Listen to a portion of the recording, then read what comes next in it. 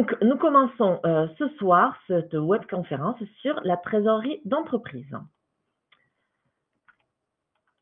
Tout d'abord, un petit point rapide sur CGP One. Qui sommes-nous? Nous sommes un cabinet de conseil en gestion de patrimoine créé en 2003 et nous avons des bureaux à Toulouse et sur la région parisienne. Aujourd'hui, nous sommes une quinzaine de personnes, dont 8 conseillers qui sont là pour vous accompagner dans vos divers projets. Notre site gestiondepatrimoine.com, c'est notre vitrine.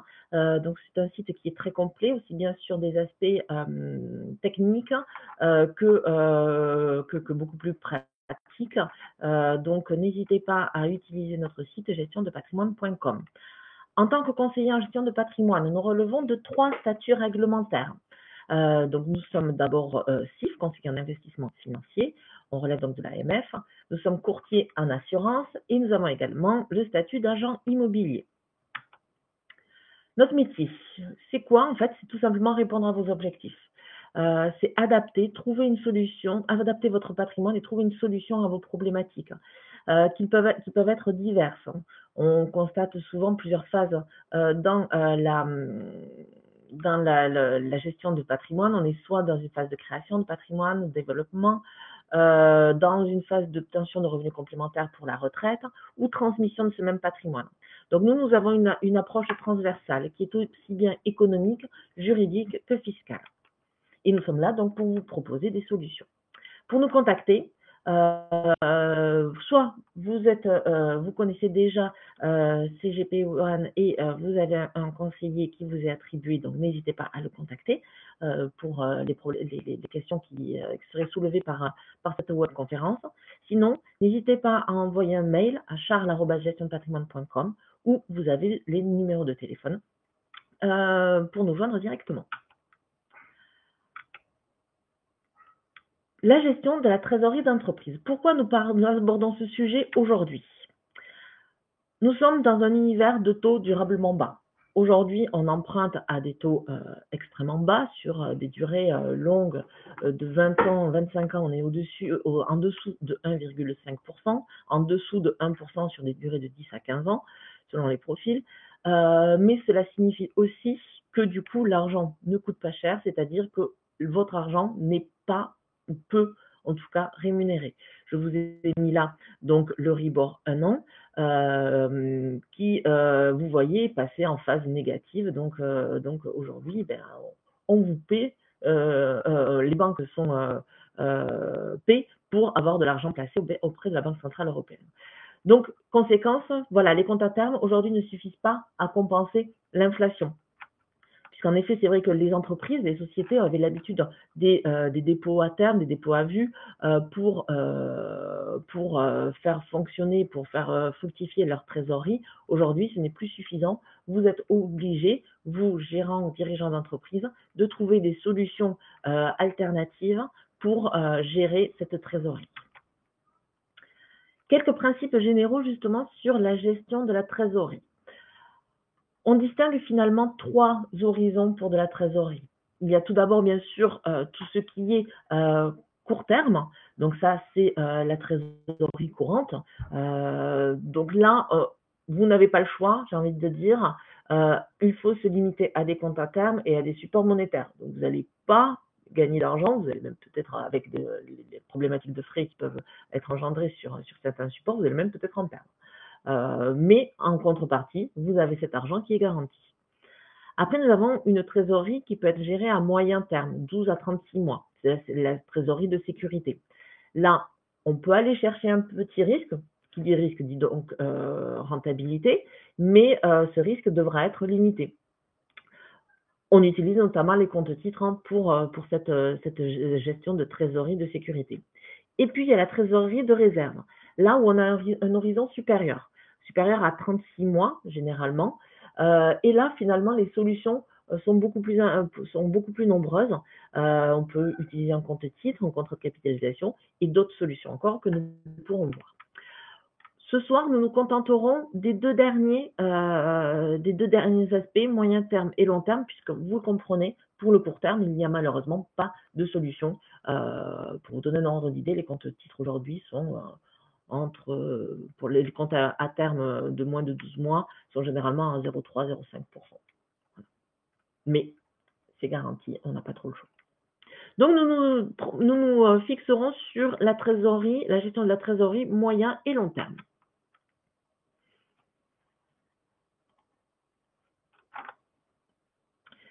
Les enveloppes fiscales, quelles sont-elles? Il y a d'abord le compte-titre. Le compte-titre, c'est un compte sur lequel des instruments financiers divers sont inscrits et ce compte-titre est couplé à un compte espèce. Vous pouvez donc avoir sur ce compte-titre des titres en vif, des actions, des obligations, mais vous pouvez également avoir des OPCVM, des organismes de placement en valeur collectif en valeur mobilière. L'objectif, c'est donc d'optimisation de la trésorerie de sécurité, comme je disais tout à l'heure, donc une trésorerie supérieure à 12 mois. La fiscalité applicable au compte-titre, c'est aussi bien pour les revenus que pour la plus-value, le taux IS applicable à votre société qui sera appliqué sur les revenus et les plus-values. L'avantage du compte-titre, c'est la facilité de mise en place, cela peut être très rapide, le nombre de supports qui est très important. On est à plusieurs milliers d'OPCVM sur les comptes titres généralement, et sans compter donc tout ce qui est titre vif. Autre avantage, une liquidité importante. Les ordres sont passés à J+1, J+2 en fonction des OPCVM, mais ça peut être très rapide. Et il n'y a pas de plafond d'investissement. Les inconvénients, on n'a pas de rémunération garantie, contrairement à un compte à terme, et il y a des frais de garde qui sont inhérents à la gestion de ce compte.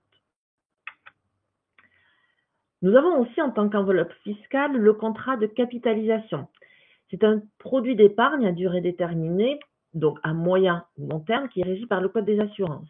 Pour illustrer un petit peu les choses, le contrat de capitalisation, c'est en fait très proche d'un contrat d'assurance vie, sauf que vous n'avez pas de clause bénéficiaire sur ce contrat de capitalisation et que donc la durée est déterminée.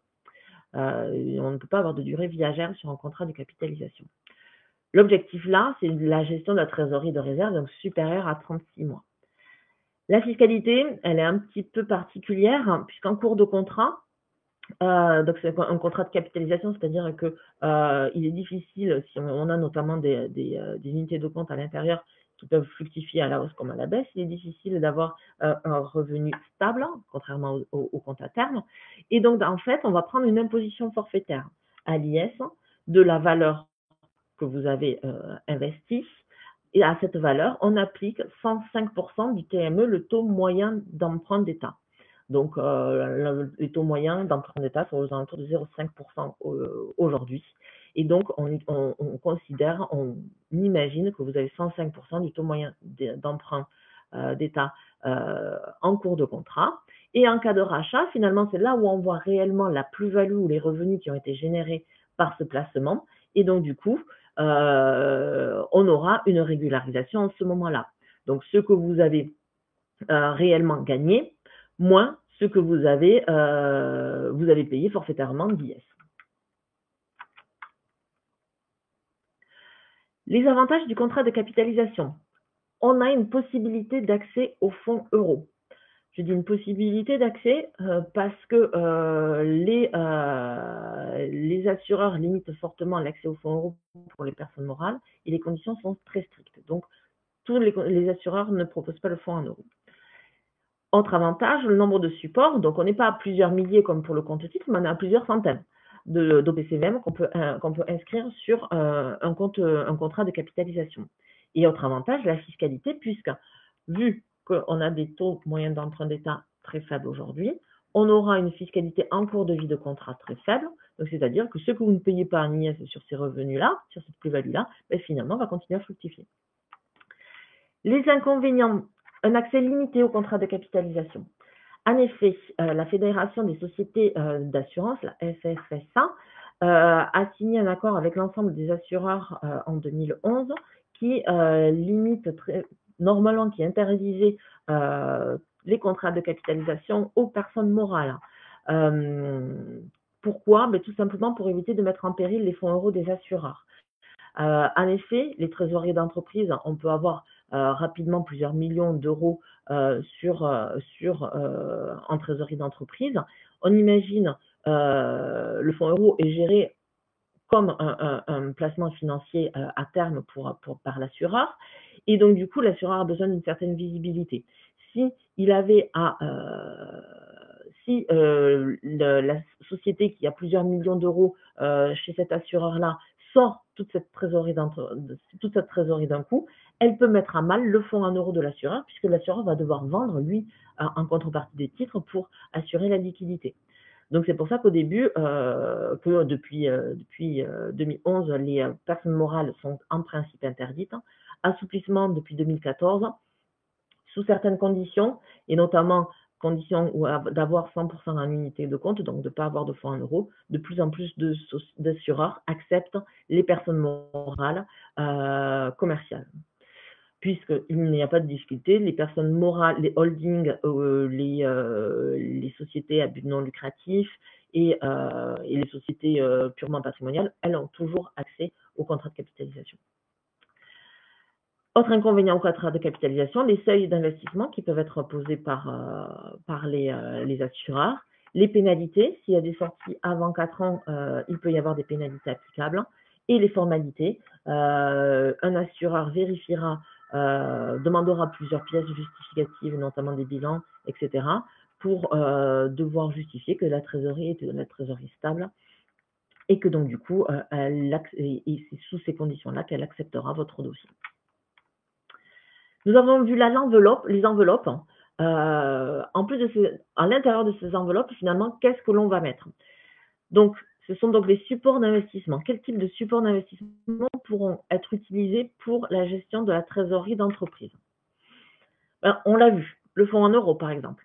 Donc, le fonds en euros est exclusivement envisageable dans un contrat de capitalisation, mais comme on l'a vu aussi, il n'est pas accepté par tous les assureurs. Le gros avantage de ce support financier, c'est que le capital est garanti par l'assureur et il y a un effet cliquet, c'est-à-dire que tous les intérêts qui sont générés sont définitivement acquis. Aujourd'hui, rentabilité moyenne des fonds en euros aux alentours de 1,8%. Donc pour quelque chose qui est garanti, si on le compare à un compte à terme, on a une rentabilité qui est 4-5 fois supérieure.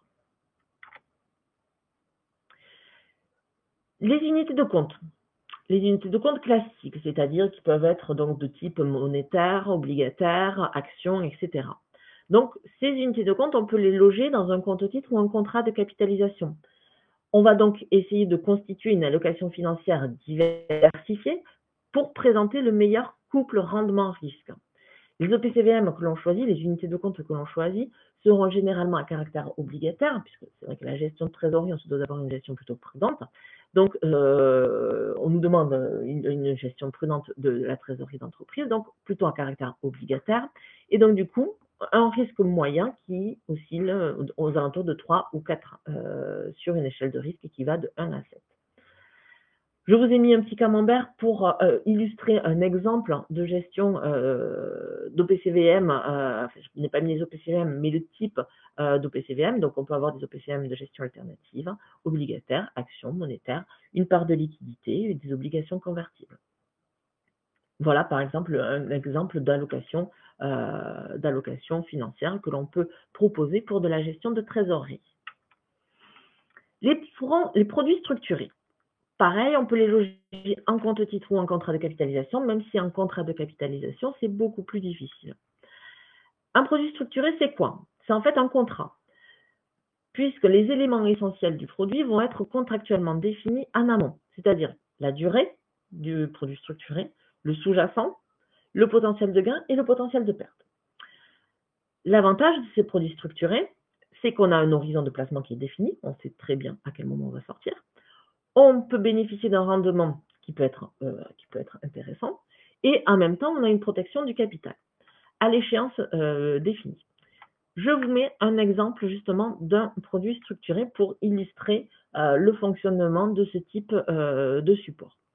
Donc là, par exemple, je vous ai mis un produit structuré dont la durée définie est de 3 ans. Le sous-jacent, c'est un panier de 75 entreprises notées à yield. À yield, c'est des entreprises qui sont notées en dessous de B. C'est des entreprises diverses et variées. Hein. Ça peut aller de Air France, Arcelor, etc. Un coupon annuel de 5% est distribué si, dans ce panier de 75 entreprises, il y a moins de 6 événements de crédit. C'est-à-dire que il faut que moins de 6 entreprises soient en défaut de remboursement de leurs obligations.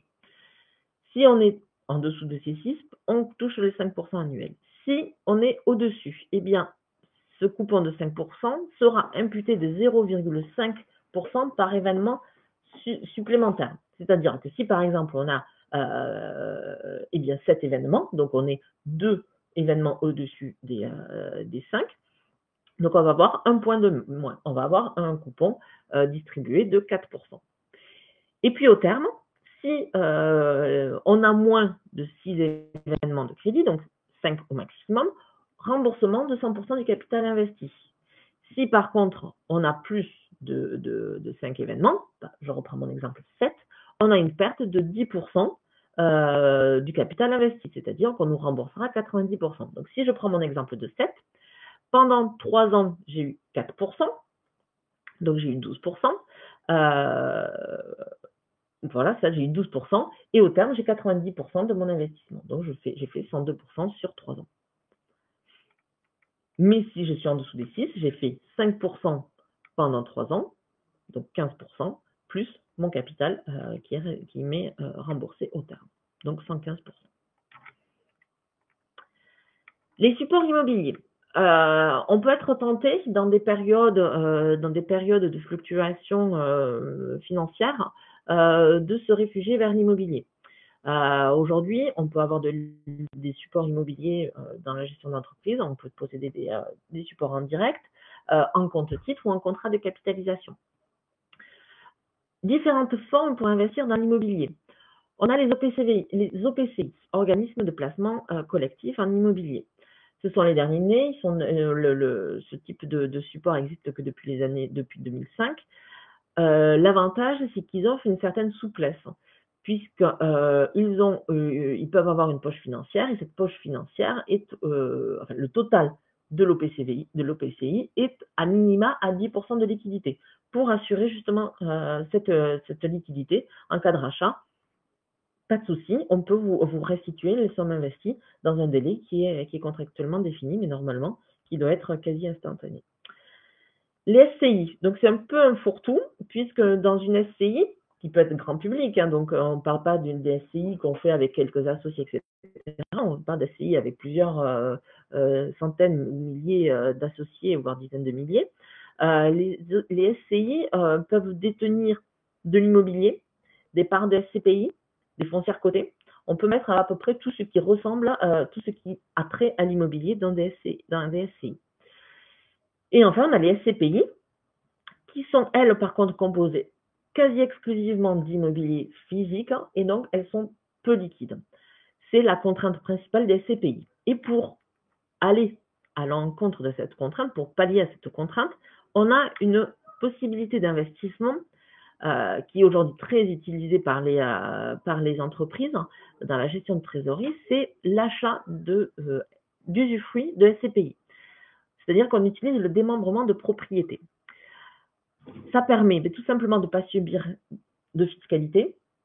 On a une liquidité qui est beaucoup plus facile que quand on détient des SCPI en pleine propriété, et on a un horizon beaucoup plus court.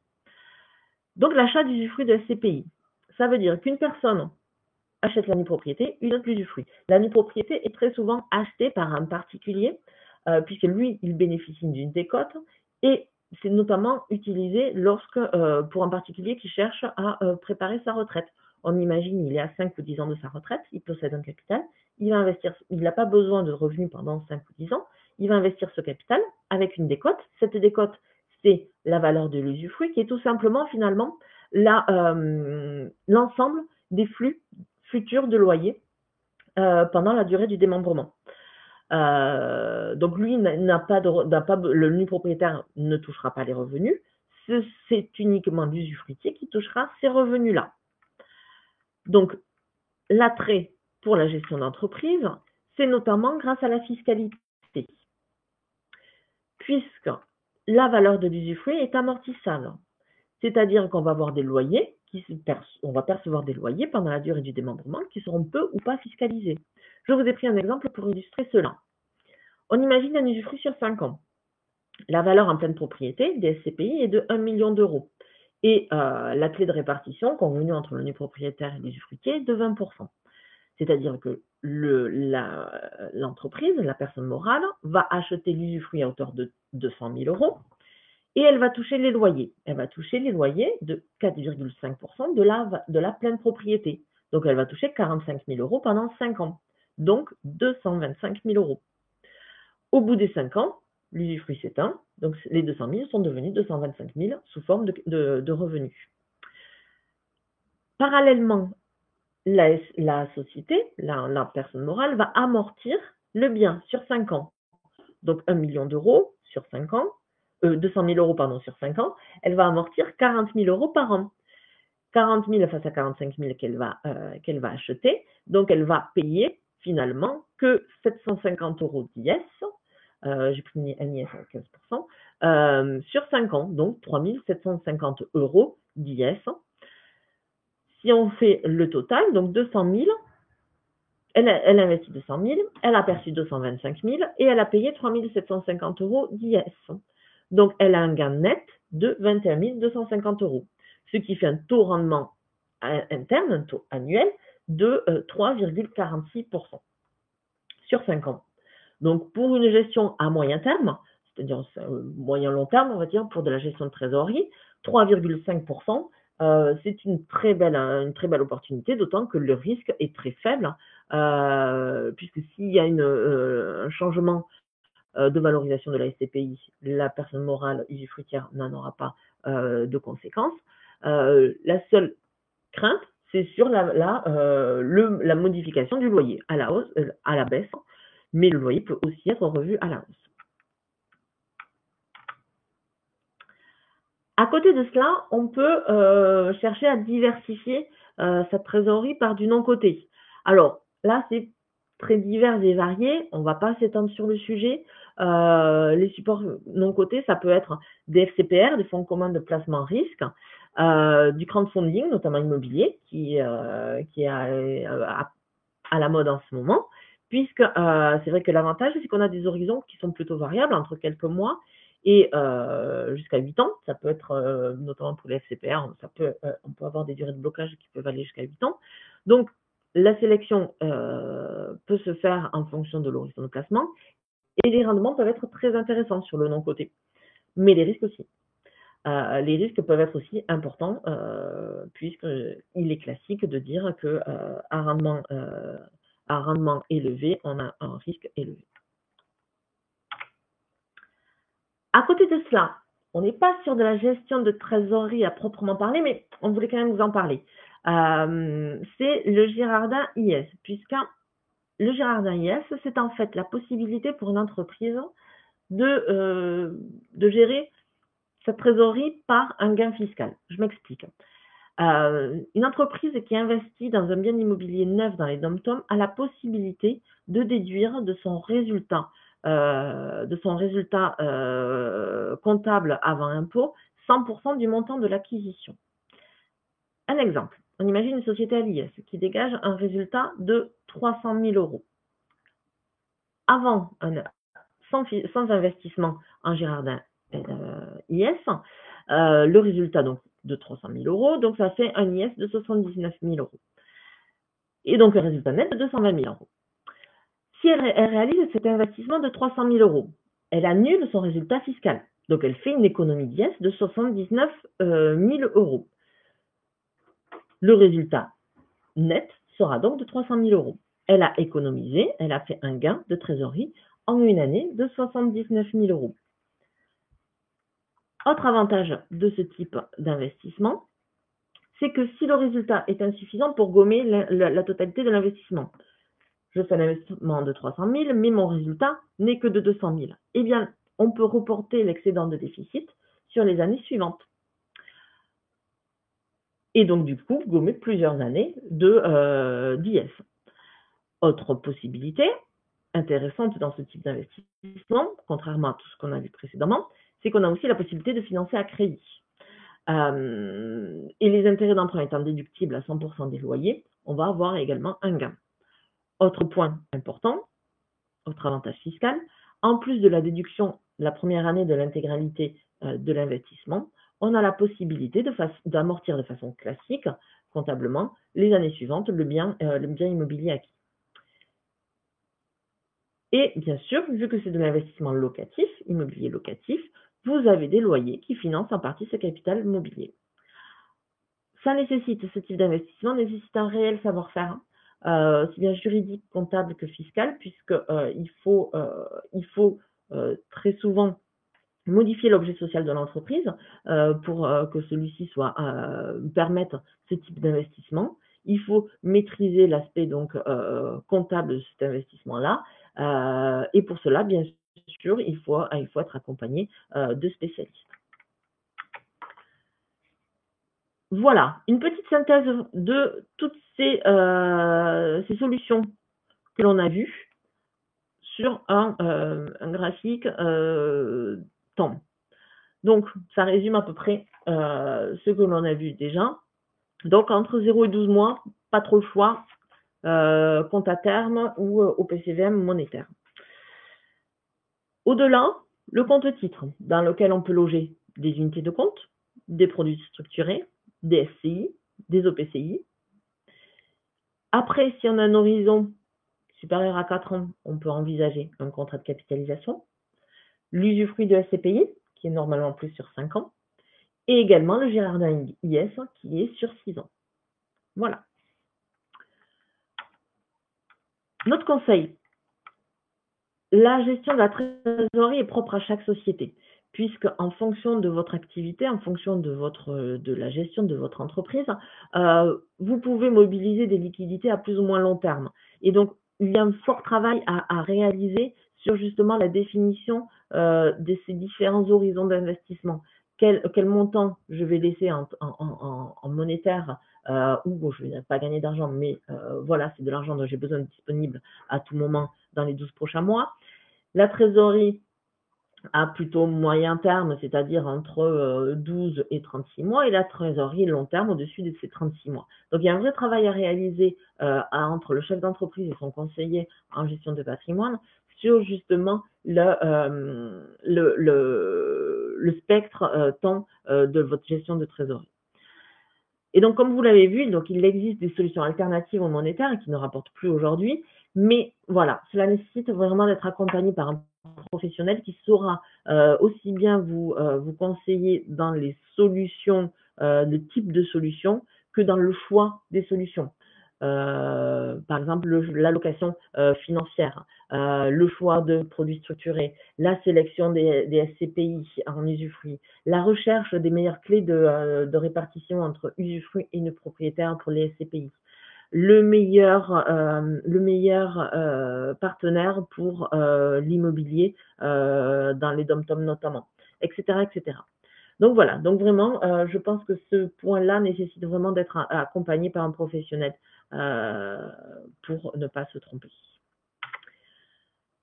J'ai fini ma présentation sur la trésorerie. Je vais en profiter juste pour dire quelques mots de notre cabinet, puisqu'on a passé vite tout à l'heure. Notre métier, comment nous fonctionnons aujourd'hui? Le conseil, c'est pour nous passe par un bilan patrimonial qui est la clé de voûte. On analyse votre situation, les objectifs, les moyens, et on propose, donc on fait des préconisations à nos clients une fois qu'on a une vision d'ensemble de leur situation. Ensuite, nous vous proposons la mise en place des solutions, des préconisations que l'on aura pu vous proposer. Donc, ça peut être aussi bien des solutions juridiques, des solutions financières ou immobilières. Et bien sûr, chose que l'on met en avant, c'est bien sûr le suivi, puisque toute solution, toute stratégie mise en place initialement peut être la meilleure possible. S'il n'existe pas de suivi, ça n'a pas d'intérêt. Donc, le suivi est vraiment primordial dans notre métier.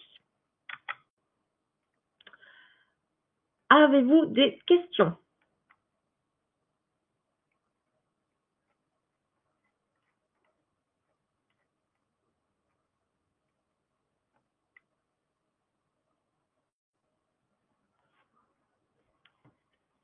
Pas de questions? Eh bien, je vous remercie de votre attention. Donc nos conseillers sont là pour répondre à vos questions, et vous assister dans la gestion de votre trésorerie. N'hésitez pas à les contacter, donc soit votre conseiller, habituel si, vous êtes déjà, client du cabinet.